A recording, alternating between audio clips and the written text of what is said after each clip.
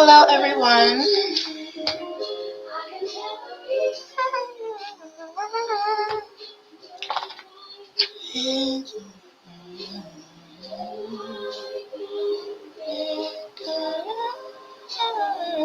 All right. Hello, everyone. Happy Hump Day. I hope everyone is doing okay. This is going to be our last live stream of this week. I wanted to come on here because I didn't come on here this morning. I was tired, to say the least. We had a great live stream last night. We tried an Asian session. I'm not doing that again. I get in where I fit in. Asian session is just not for me. And this is why I want to get into this really quickly, because we're going to be back testing. Okay, we're going to be back testing Bitcoin. We'll probably do like 5, quick little ahs. Nothing too crazy. But I wanted to say this is why it's so important that in your trading plan, you have a specific time that you trade. I've heard so many stories, of people, trading, right? And they'll have one pair that they trade, whether it's NASDAQ, whether it's SPX, whether it's gold, silver, whatever floats your boat. And they don't have a specific time that they trade. Some people will say, oh, I only trade setups. Anybody can find a setup. Anybody can you can find a setup at any time. Okay? So I trade Bitcoin every morning, 8 a.m. to 8:50 a.m. around that time frame. I had no business trading Bitcoin at 9 p.m. last night, but I'm grateful that I was able to come on here and show you guys. And we also did have movie night wasn't movie night, more like video night last night. It was really fun. I kind of want to do it again, but I put live trading sessions, so I don't want to deviate from what I said I was going to do. This is Jonas. We're going to back test first, and then we might watch a video. I have a few videos in the queue that I wanted to watch with you guys. So let's get into that. Let's get into the back testing first, and then we'll see what time we'll allow. I do have to start packing. I'm going to Houston next week. Pray for me. I'm going to Houston tomorrow. We're driving to Houston tomorrow. We're going to a convention. I'm super excited. I am so excited to travel. I love traveling. And it is for a trading convention, so this will be fun. I'm going to show you guys the trade that I marked up this morning. Price ended up filling higher. I should have known. I was super tired when I was trading this morning, like I told you.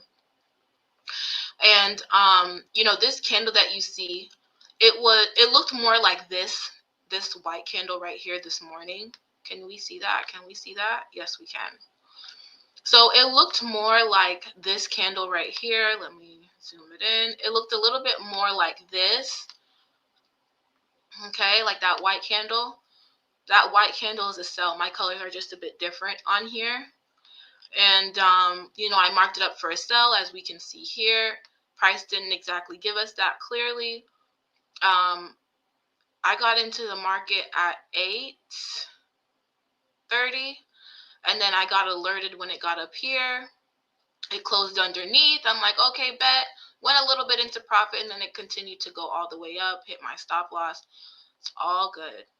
But I want to back test with you guys just so you can see like my process. I do have a few back testing videos. But that's back when I was like scared of the camera, and I wasn't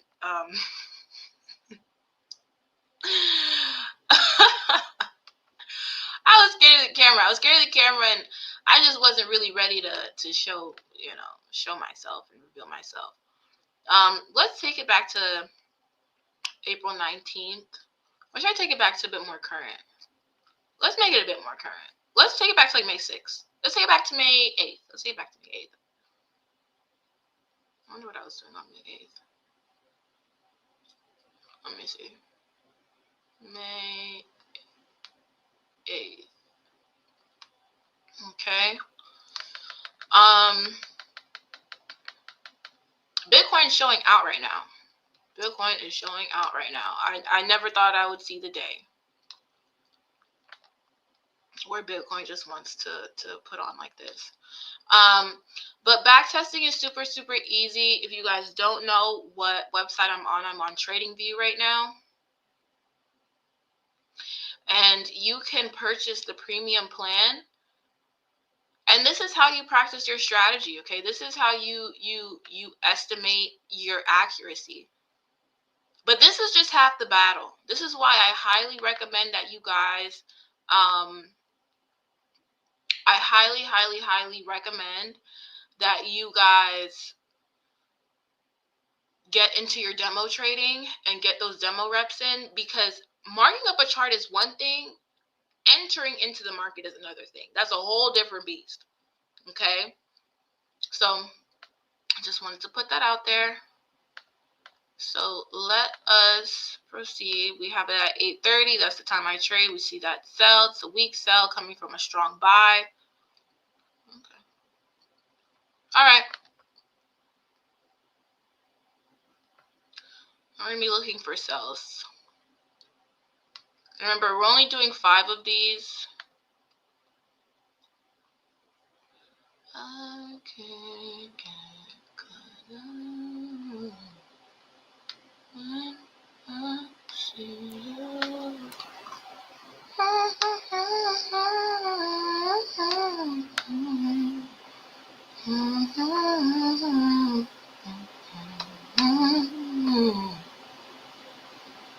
It was right at this golden zone.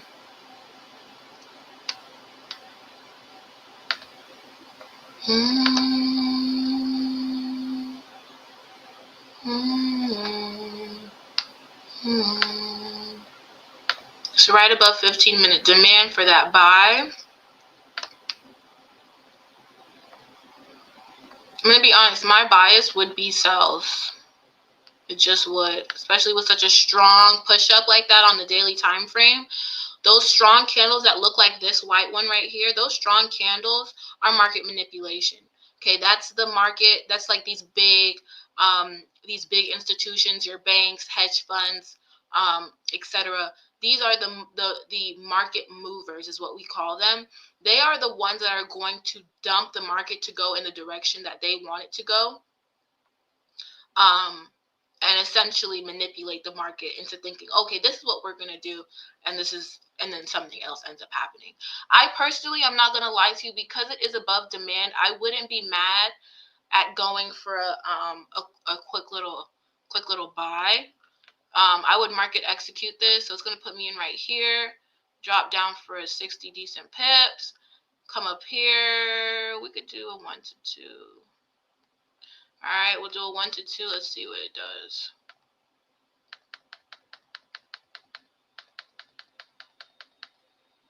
So that would have stopped me out for sure. Okay. Let's go to, not surprised though. I did want to see that sell, but that wouldn't have been enough. The buy would have did it for me. Would I have still been in this trade? I would have still been in the trade. But see, here's the thing, right? This is why we talk about proper risk management. When I look at something like this, I'm going to zoom in. You want to make sure that you're managing your trade, okay? Once price moves in the direction of how much you are risking, you need to be moving your stop loss to break even at the very least. So we see that I'm risking 67 pips, right? Depending on your lot size, let's just go on the smallest lot size possible on a 0.01. 67 pips is $6. Once I'm up in profit by $6, I'm moving my stop loss into profit. And we see that it went up to 80 pips.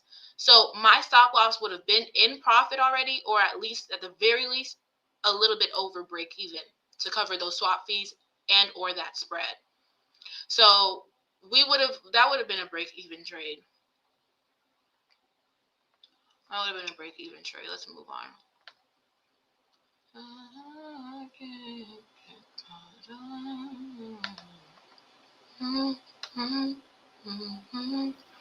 All right. One down, 4 to go. Let's see what it'll do for us. So we're currently break even. Break even on the first trade.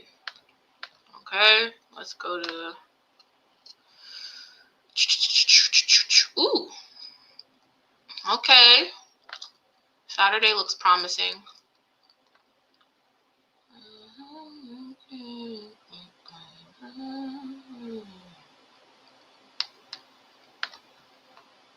Oh, absolutely. Oh, absolutely. We're going for a buy for sure. But I'm waiting for the pullback. I wouldn't buy up where it's at right now. I would wait a little bit and at least set a buy limit and potentially market execute somewhere close to demand. I'll set one at the mark off of demand right here. We see it bounced off how many times? 1 time, then 2 times, and it's currently back in that retest zone, that golden retest zone.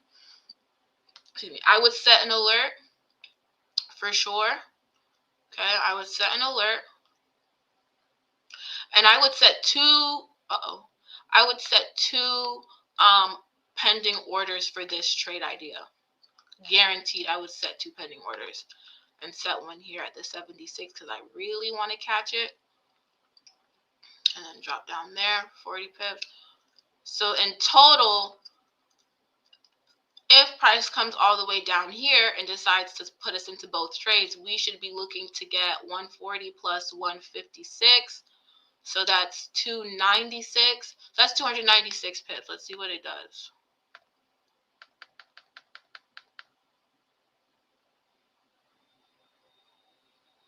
Yep. Okay. So we'll count that as 2 trade ideas. I know this is, but if we zoom it out more, we'll see that both of them hit TP.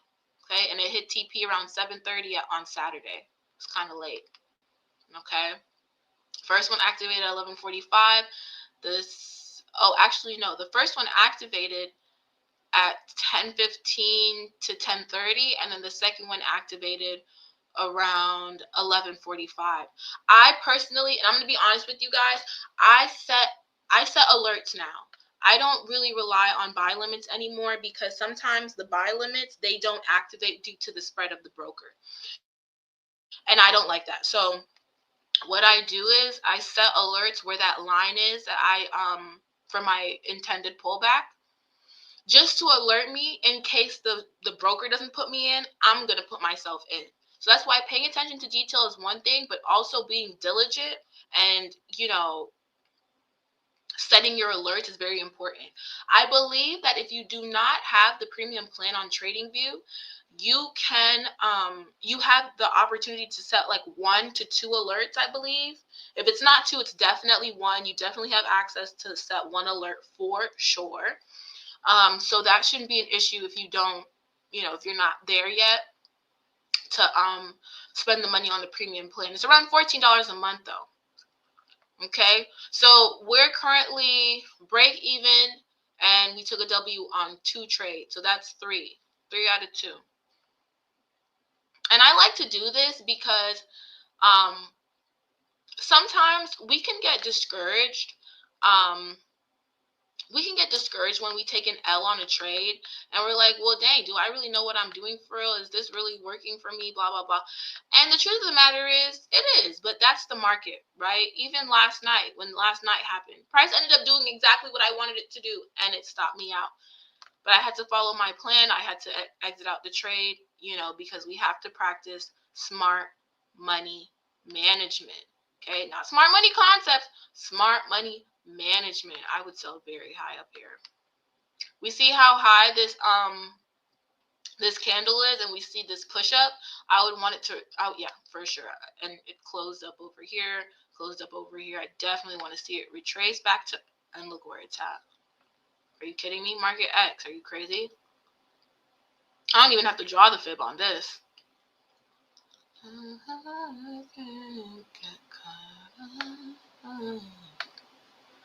Very, very nice risk to reward. This would be a calm 100 pips. Calm 100 pips. Take it down to the previous low.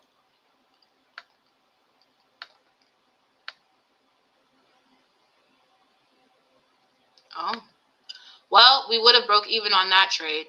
Even though it did come all the way down here, remember what I said. Once price moves in your direction and gives you how much you are risking, you move your trade to break even. Don't make a winning trade a losing trade. So we risked 48 pips.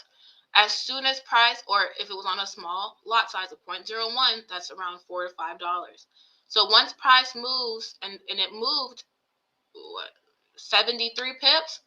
So I would have moved mine a little bit into profit, right, once it got down here, and then look what happened. It ended up moving up. Let me see if I can get that without the thing coming up. So we see how it moved down here. Okay, it moved down here all the way, right? Gave us that 73 pip move. You would have been up $7. You're going to move your stop loss, that is right here at 105.065. You're going to move it to your entry or slightly below your entry to secure the the charges and the swap fees. So you would move your new stop loss to around 104.472. Okay, and then we see price ended up coming all the way back up. Right, price came all the way back up. It would have stopped you out. Your new stop loss is here now. Right, that would have been another break even trade. And this is Sunday. This is our last one. So we have 2 break evens. We have 2 W's. Okay. Are we following? I hope we're following. I'm moving kind of fast. I can't lie, but I kind of want to watch a video. I'm in the mood to watch a video because. And this dotted line that I have, this dashed line here, that's the time that I would be analyzing the market. That's the time that I'm going to get onto TradingView and look and see what the market is doing. So when I back test, I get it as specific as possible. I'm not just back testing at any time just because. Listen to what I said in the beginning of the video. Okay? Yeah, you can trade one pair, but you also have to remember the pair and the character of the pair, the personality of the pair is going to vary based off of the session. All right, last one. Oh, wow. Look at that. Okay. Let's see what this will do.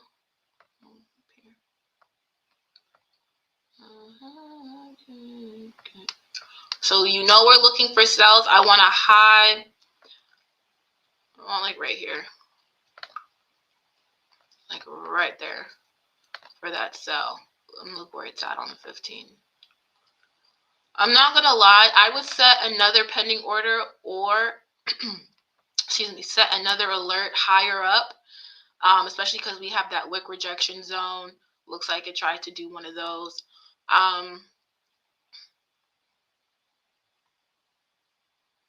And the broker would kind of put you in lower than that anyways.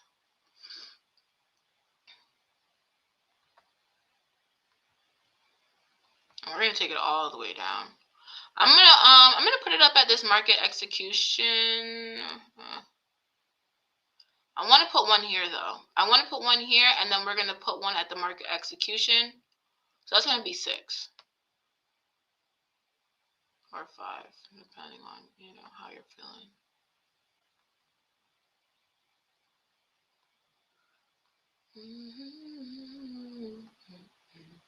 It's just 300 pips, so we can put that up just a little bit. Let's see what it does.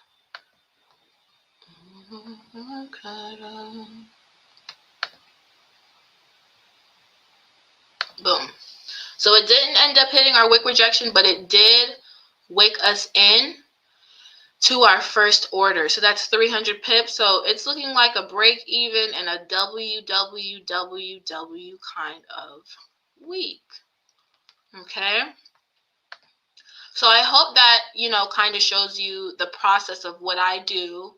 I used to do it every single night before I went to bed, and I was like, all right, Daddy, this is overkill. Because if back testing is cool and you can back test till you're blue in the face, but ultimately we want to get into the habit of doing this in real time and experiencing the fruits of our labor in real time.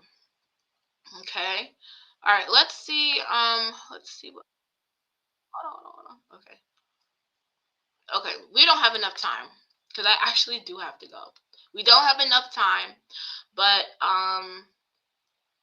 I am going to be back next week. I hope this video kind of helped you with, how to go about planning, practicing and practicing efficiently. We don't want to just practice just to say we practice and just to say we day trade. It's cute to say you day trade. You could talk about it all day long, but you want to make sure, sorry about that, you want to make sure that you are practicing efficiently to actually get you money, to actually get you paid from this thing. We're not just sitting here throwing money on challenges, throwing money in brokers, throwing money on mentorship and all these things, and we're not getting the money back. Bad ROI. I don't like that for you. So I will see you guys in the next one. Thank you so much for your time. Goodbye.